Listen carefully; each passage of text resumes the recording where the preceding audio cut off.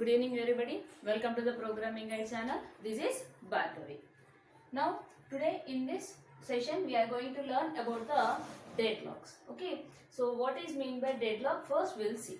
So deadlock is nothing but lock in the operating system processes. That means consider we have an example of one-way traffic is there.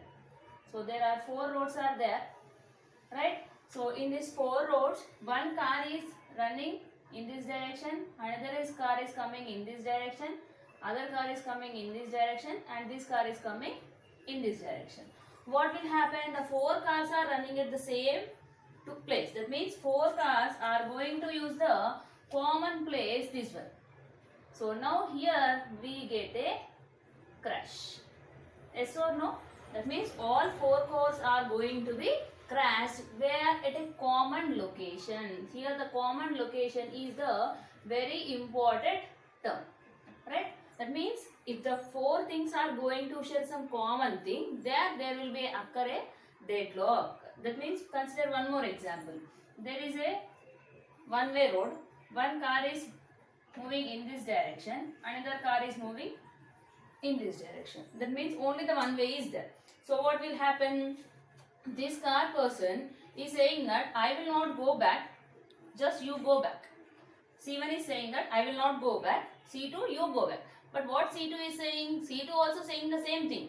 I am not going back, only C1 should go back. That means C1 is saying to go back C2, C2 is saying go back C1.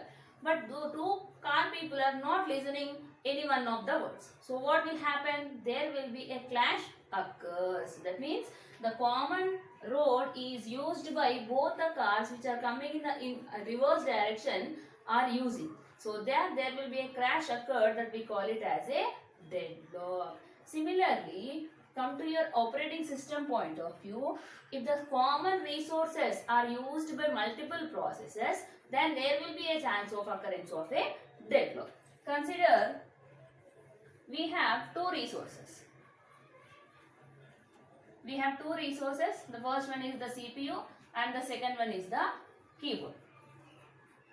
Right? CPU and keyboard. These 2 resources are shared by one process P1 and P2. That means P1 is going to use CPU. P2 is also want to go use CPU. P1 also want to use keyboard. P2 also want to use the keyboard. That means process 1 needs CPU and keyboard to execute that, and process 2 also needs CPU and keyboard at the same time. So what will happen? Both the processes are want to the same resources. At that time, operating system will give the resources to any one of the process only. So there will be a chance of occurrence of a deadlock. That means process 1 is wanting 2 things. Process 2 also want 2 things. So there will be a crash between 2 processes. So that situation we call it as a deadlock. Here we have a definition of deadlock. A set of processes is said to be in a deadlock state when each process is in the set is waiting an event that can be caused by another process in that set. That means process P1 is having CPU and keyboard, and P2 is requesting CPU and keyboard. So P2 will wait until unless P1 completes the task. That means consider CPU and keyboard is given to the process P1 by the operating system.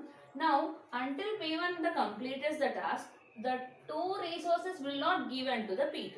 So if P1 is continuously using CPU and keyboard, so never P2 will get a chance to use the CPU and keyboard. So that situation we call it as a deadlock. Clear? Now in the deadlock we have some necessary and conditions that can be held simultaneously. That means there are 4 conditions: mutual exclusion, hold and wait, non-preemption and circular wait. So these 4 are the most important necessary conditions to occur a deadlock. Simultaneously these 4 conditions to be held. Clear? So first we'll see mutual exclusion.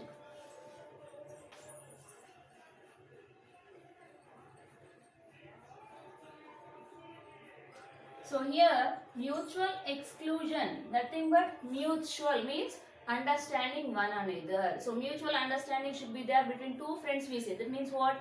friend and the friend. Two friends should understand each other so that there never occurs the crash. Similarly, if the processes are there, two processes are there, the two processes must understand each other so that you will not get a deadlock over there. So, in order to have the mutual understanding between two processes, we need to have at least non-shareable resource. Non-shareable resource. That non-shareable means what? A resource should not be shared by both the processes. If your system is having at least one of the non-shareable resource, then such situation there will be a deadlock. If all the resources are shareable, then there will be a chance of deadlock. In a previous case, I have already discussed. Consider a speaker. Consider a speaker is a resource. This is shareable, right? If P1 process want to play a song 1, P2 process want to play song 2. So what will happen? P1 is currently using the speaker, right? So that is shareable. So shareable means what? Anyone can share that. So P2 can also want to use the same speaker. But if both the processes are using the same speaker at the same time, what happen? The song will not be understandable.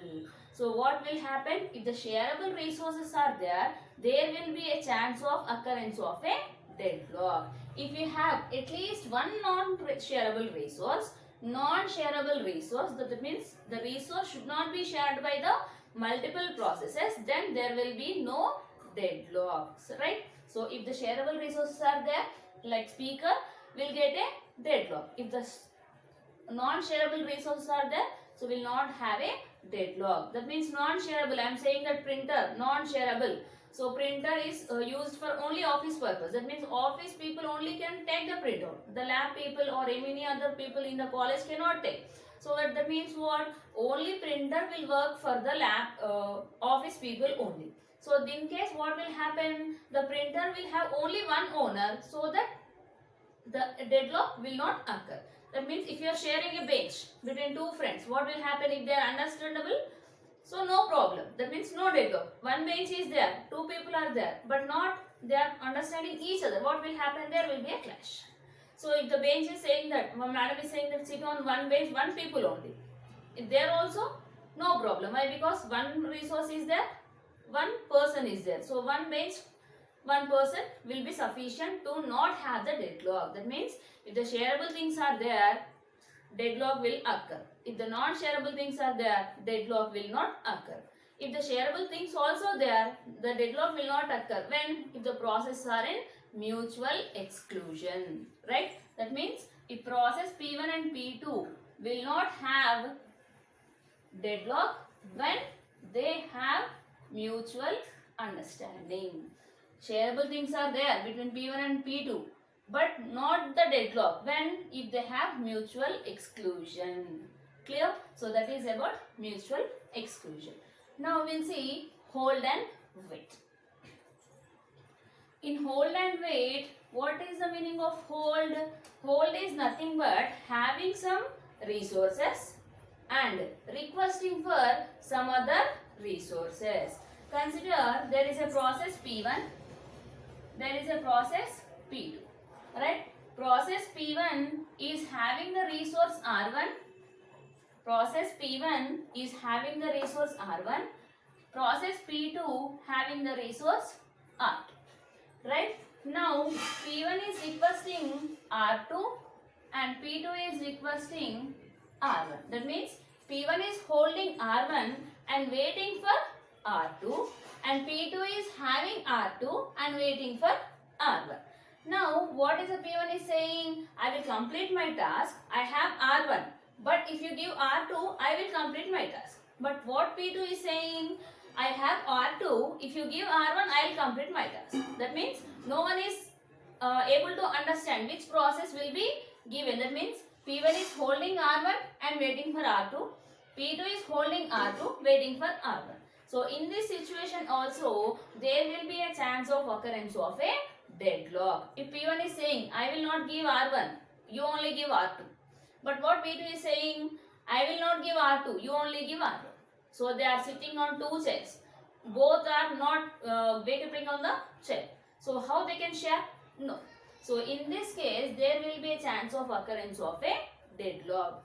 That means holding them some processes and waiting for some other processes, that means resources which are allocated for the some other processes, that we call it as a hold and wait condition. Clear? Next we have non-preemption. So in the non-preemption case, preemption is nothing but before completion of a process, CPU explicitly taking out the process from the operating system and placing another thing into that. So non-preemptive algorithms we have, preemptive algorithms we have. So preemptive means before completing of a process, if a new process comes into that, so CPU will give the access to the next process, that we call it as a preemptive algorithms.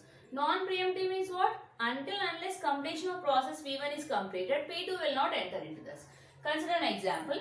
Now this is an operating system. Operating system is executing the process P1. Now P2 is coming into the operating system. So P1 is currently running. P2 is going to enter. If it is of preempted, if it is operating system using preemptive algorithms, P1 is out and stop the work and P2 will enter into that if it is of preemptive algorithm. So whatever the process is coming which is a high priority, that process will be executed. Non-preemptive means what? Non-preemptive means what? P1 is executing in the operating system and using the non-preemptive scheduling algorithm. Means that what? Until unless P1 is completed, P2 will not enter into that. P1 can execute until it completes its work. So if P1 is spending more time in the operating system, so P2 will never get a chance to execute. So there will be a chance of occurrence of a deadlock. So non-preemption, if the operating system is using non-preemptive scheduling algorithm, there may be a chance of occurrence of a deadlock when process is in still operating system and some other process are waiting to execute. If P1 is completed in time task, P2 can enter. So there will be no deadlock. If P1 is executing for hours again and again, so what they'll do? P2 will stay there only. So it cannot enter into the operating system. It cannot perform the actions. So there will be a chance of occurrence of a deadlock. That we call it as a non-preemption. Clear? Last one is the circular wait. By the name only we can easily understood that circular wait will be there between the processes. That means consider there are 4 processes, P1, P2, P3 and P4. So P1 is having the resource R1, P2 is having the resource R2, P3 having the resource R3, P4 having the resource R4, right? Now P1 having the resource R1 and waiting for resource R2. P2 is having the resource R2, waiting for resource R3. P3 is having R3, requesting for resource R4. P4 is having R4, requesting for resource. That means a circular will be there. One is holding and waiting, holding and waiting, holding and waiting, holding and waiting is done in a circular manner. So if P1 want to execute, P2 has to give the resources. If P2 want to execute, P3 has to give. P3 want to execute, P4 has to give. If you want to execute P4, P1 has to give.